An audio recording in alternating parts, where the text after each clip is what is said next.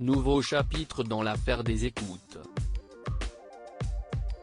Ce lundi 1er mars, Nicolas Sarkozy a été reconnu coupable par la chambre correctionnelle du tribunal de Paris pour trafic d'influence et de corruption depuis 2014.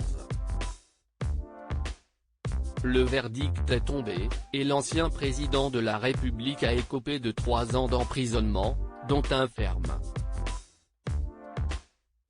Le tribunal a estimé qu'un pacte de corruption avait bel et bien été conclu entre l'ex-chef d'État Nicolas Sarkozy, son avocat Thierry Herzog et l'ancien magistrat Gilbert Azibert. Les deux hommes ont été condamnés à la même sentence. Dans sa détresse, Nicolas Sarkozy est loin d'être seul. Le père de famille de 66 ans a le soutien de nombreux élus de droite, et même du ministre de l'Intérieur, Gérald Darmanin. Plusieurs de ses proches ont aussi affiché leur soutien à Nicolas Sarkozy, dont son ancienne épouse, Cécilia Attia. Puis, ce fut au tour de la belle-mère de l'ancien président, Marisa Borin, de sortir du silence.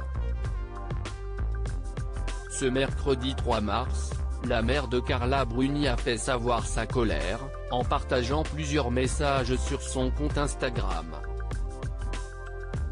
Ils auront honte. Ils ne connaissent pas le mot respect, peut-on lire en légende d'une première publication, puis, dommage qu'Émile Zola ne soit pas là. Tu les écraseras. Et pour finir, comme ces choses que les chiens laissent sur les trottoirs et qu'on écrase avec un pied. Carla Bruni et sa mère, derrière Nicolas Sarkozy mère et fille partagent donc la même indignation. Aussitôt l'annonce de la condamnation de Nicolas Sarkozy, Carla Bruni s'était exprimée sur son compte Instagram.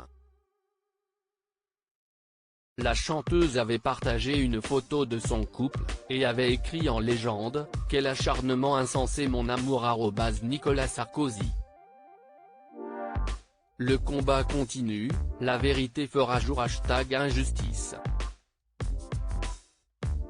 Depuis le début du procès, la mère de famille de 53 ans a ouvertement apporté son soutien à son époux. Le 9 décembre dernier, Carla Bruni l'avait même accompagnée au tribunal correctionnel de Paris. En revanche, elle était absente ce lundi 1er mars.